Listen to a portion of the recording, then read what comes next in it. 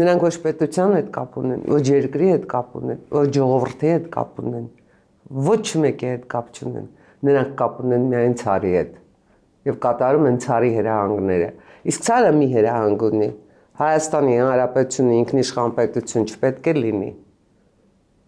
Պատերազմ արեցինք Հայաստանի դեմ արեցինք։ Պարտության մատնեցինք։